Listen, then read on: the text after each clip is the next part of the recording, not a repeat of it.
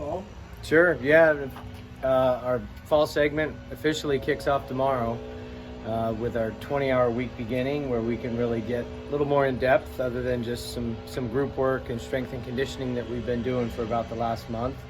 This past month has been great, foundationally, just being able to get a good baseline in the weight room especially, and being able to progress slowly over these last 30 days, which was so important for our guys because a lot of them played summer ball, all the way up until August anyway. So there really wasn't a need to rush right into our fall training. But now that we're here at the end of September, October is going to be a great month for the team into half of November, where we'll get to do a lot of, more of a competition type setting, where we'll really be able to, take that next step from a baseball training standpoint. So it's been great. Guys are all in. They were all in last fall as well. It's a fun bunch to be around. Everybody's a year older, had another birthday, a lot better. And the newcomers have blended in and seem to make some friendships and build some strong relationships already pretty well in a short amount of time. So far so good. It's usually the fall is, because everybody plays and everything is going well. But we're a long way away from identifying any roles or anything like that. But right now it's about growth, it's about improvement, and the guys have been all in on that, and been fun to watch them get out here and compete to get better every day. So how much is this trying to build off of last year? How much is it just wiping the slate clean, saying it's a completely new year, but what happened last year doesn't matter? No, I think it'd be foolish to say we didn't build some momentum for ourselves last year. We certainly did, but we finished the year not in Omaha.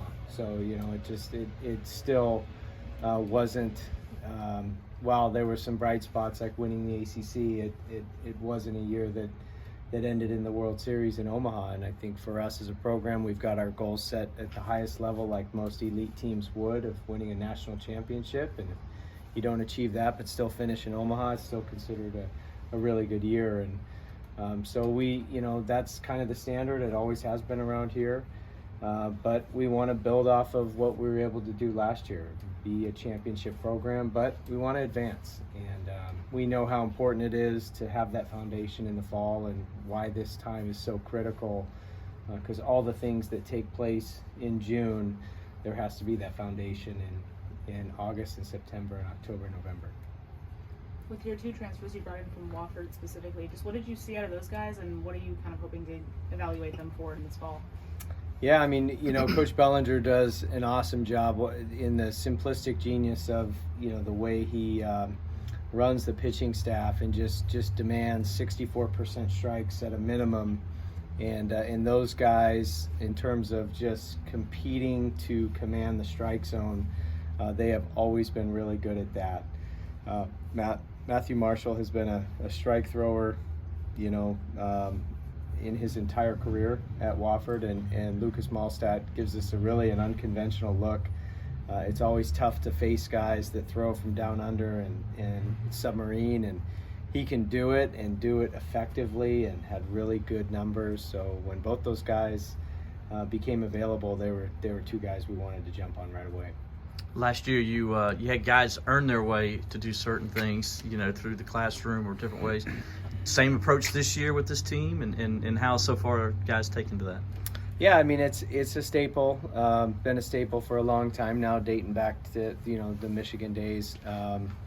But yeah, that's more of a fighting entitlement thing, with more of a societal thing, a cultural thing, with this age group, and just wanting them to appreciate the things they get, but also understanding they don't hand out championship rings. You got to earn it, and so we just put in a variation of that with earning, the facilities or gear or things like that, and just feeling like they worked for something, earned something, achieved something, and it's it's not an extended period of time, but it's usually the first 3 or 4 weeks of the fall segment.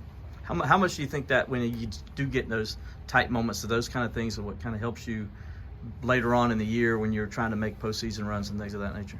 It's always something to fall back on. I mean, it's you can always fall back on your preparation and sink to the level of your preparation. And so if we have those foundational pillars in the culture that are just embedded into the, every brick and every mortar and the blood, sweat, tears, and some of those, shared language and shared mentality, then yeah, it's something to lean on for when the garbage hits the fan, because this is a sport, nobody goes undefeated in college baseball, and there's going to be rough patches, and there's easy to just look back last year and just look at how we started the whole season in basically a rough patch, and the guys had something to fall back on and trusted it and never stopped believing in it, and ultimately it allowed them to keep going forward and made them stronger because of it. Will Taylor's never had a fall. I mean, what are you hoping to see from him, and what do you think he can gain from actually having a fall? Yeah, I mean, you think about every athlete, usually, with the exception of your rare cases of guys who have been two sport stars at the highest level, but everybody specializes usually at a younger age, usually at the high school age, and this is Will Taylor's first year ever specializing in baseball, and so I'm a huge proponent of young kids sports sampling and not specializing at a young age, and this interview could go on for hours if we started talking about that. But Will Taylor was an athlete first, as a football player, as a wrestler, as a baseball player, and it's all those things that have allowed him to to be the athlete, the dynamic, explosive player that he is on that field. And so now it's exciting for him for the first time in his life to have an actual fall segment where he can focus on baseball. And I think we're all excited to see, how good he can get. And he's putting in the work and investing the time. And we all know it's going to pay dividends just because of the type of kid he is, how he was raised, the family he comes from. But excited for him and excited to see what he can do to lead this team this year. What's his nickname? Willie T is what most of us call him. I'm sure he's got a few more, but yeah, those will probably grow. But yeah, most everybody sticks with just Willie T. And in football, they call him Maverick. Maverick? Yeah, Top gun. I like that. That's a good one too. I guess Cam Kennerella, do you experiment at all with him in the infield, or is he purely center field from here on out? He jumped out to shortstop the other day, but he's found a home out in center field, and that's where he'll play. And he looks good out there. He's comfortable out there. He's a natural for a kid who's hadn't played much outfield. He's settled into that spot really, really well, and he's one of 3 players I've seen in 25 years that when the ball's hit, he can just put his head down, run to a spot, turn around, and catch it.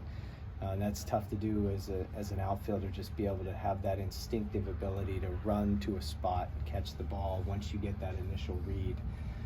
So I do think that's his position, and that's where he'll have a very long career at. Got a lot of guys that are placing that infield. You got any idea who might be getting looks out there first? Yeah, I mean, we're very lucky with a pair of grad transfers with Riley Bertram and Ben Blackwell, and Ben obviously was here a couple of years, but those two were as steady as it gets up the middle, very reliable.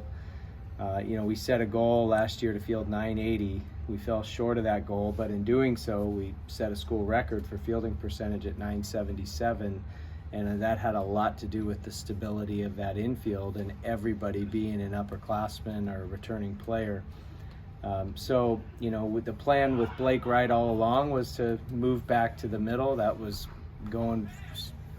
we started talking about that, middle of last year, just because he's a captain and you want, leadership up the middle. So I think he's a candidate to move back to either spot up the middle. We've got a couple of grad transfers in that are very, very good defensive players as infielders as well. And we've got some returning players in Nolan Araki and Cooper Blauser that have made big strides, and then some newcomers that look really good too, like Jaron Purify, and obviously Jay Dillard is got great ball security. But we feel like we've got a lot of depth in the infield, especially at second, short, and third. So there's going to be a lot of competition for those 3 spots. Blake Wright will have one of them. We just haven't figured out the pieces yet.